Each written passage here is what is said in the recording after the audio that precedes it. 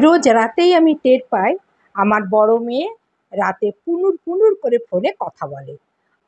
আমি ওর রুমে গেলেই একেবারে চুপ হয়ে ঘুমের ভান ধরে ব্যাঙের মতন পড়ে থাকে। আমি ওর মা, আমিও এমন করে ওর বাপের সাথে প্রেম করতাম। তখন ফোন ছিল না, রাতে চিঠি আদান প্রদান করতাম। বাবাকে দেখলে আমিও ব্যাঙ মরার মতন পড়ে থাকতাম। ভাবলাম আমার কিছু একটা করতে হবে। আমার বাবা কলেজ যাওয়া অফ করে দিয়েছিল, তাই আমি পালিয়ে এসেছিলাম। কিন্তু আমি ডিজিটাল মা, আমার এসব করা চলবে না। টেকনিক করে মেয়ে যখন ওয়াশরুমে গেল আর ওর ফোনখানা নিয়ে দেখি রিসিভ কল ভর্তি হয়ে আছে একটি নম্বর, আর তার জান নামে সেভ করা। সুন্দরভাবে ওই নম্বর টুকে নিলাম। ব্যাস, রান্নাঘরে গিয়ে ওই নম্বরে মেসেজ করলাম, জান আমি রিঙ্কি, এটা আমার নিউ নাম্বার। আগের নম্বরে ভুলেও কল দেবে না, ওটা মায়ের কাছে। ওই নাম্বার ব্লক লিস্টে দাও। এখন থেকে মেসেজিং করব, মা টের পেয়েছে সব, তাই কিছুদিন কথা বলা যাবে না। ওপাশ থেকে টুং করে ফিরতি মেসেজ, আচ্ছা জান কি করছো সোনা? মনে মনে ভাবি, তোরে একবার হাতের নাগালে পাই, সোনা পুড়ে তামা বানাবো। আমি মেসেজ দিলাম, কিছু না জান, মন খারাপ। এভাবেই আমাদের মেসেজিং চলতেই রইল। 5 দিনের মাথায় আমি ভোর রাতেও বারান্দায় গিয়ে মেসেজিং করি। আমার বর মশাই ইদানিং আমার দিকে কেমন সন্দেহের দৃষ্টিতে তাকায়। তাতে কিছুই যায় আসে না, আমার মেয়ের লাইফ আগে। আমি অনেক দিন মেসেজিং করলে আমার মেয়ে ওদিক থেকে ওই ছেলেকে ভুলে যাবে। ইদানিং আমার মেয়েকেও মন মারা দেখি, নম্বর ব্লক লিস্টে দিয়েছে কি না। যাক, অবশেষে আমি ভাবলাম আমি সেই ছেলের সাথে দেখা করি, ওকে গিয়ে ধামকি দিয়ে আসবো, তাহলেই সাকসেস। সাজুগুজু করছি, মন বেশ ফুরফুরা লাগছে। আজ সেই বেয়াদবকে চরম ধোলাই দিব। আমার বরমশাই পেপার পড়া বাদ দিয়ে আমায় আর চোখে দেখছে আর জিজ্ঞেস করছে, কি, কোথায় যাও? ওকে বললে ও ব্যাপারটা নিয়ে হাইপার হবে, তাই বললাম বাজারে কিছু কেনার আছে।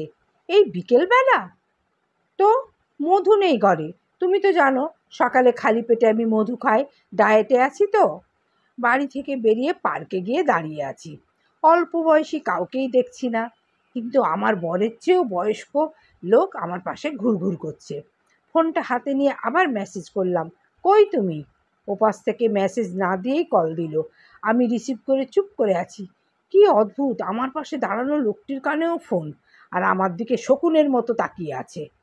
আমি কেটে দিয়ে আবার কল দিলাম। আমি আরও শিহরিত হলাম, ফোন বাজছে ওই লোকের হাতেরটাই। রেগে গিয়ে বললাম, আপনি সেই মানুষ?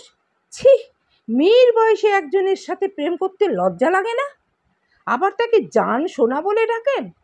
লোকটি তীব্র দৃষ্টিতে আমার দিকে তাকিয়ে বলে, বেশরম মহিলা, 3 কাল গিয়ে 1 কালে ঠেকছে, আর এখন বাচ্চার বয়সী ছেলেকে বিরক্ত করেন।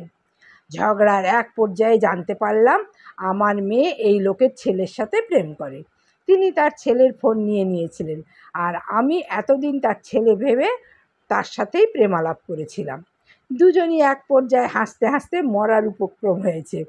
2 ব্যর্থ গোয়েন্দায় এক পর্যায়ে কফি শপে বসলাম। নিজের কর্মকাণ্ডের জন্য সরিও বললাম, তিনিও বললেন। ভাবলাম বেয়াই হিসেবে ছেলের বাবা মন্দ না।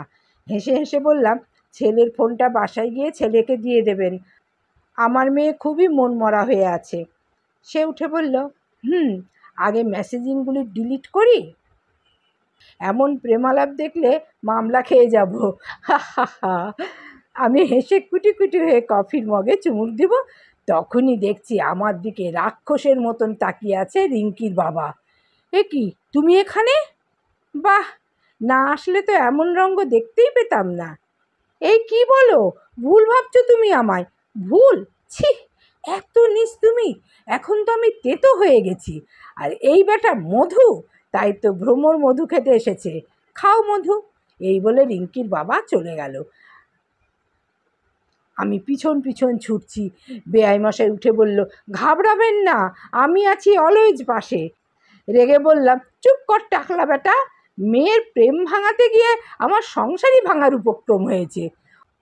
ও রিঙ্কির বাবা, দাঁড়াও, তুমি ভুল ভাবছো, দুনিয়ার সব মধুই ভেজাল, তুমিই আসল।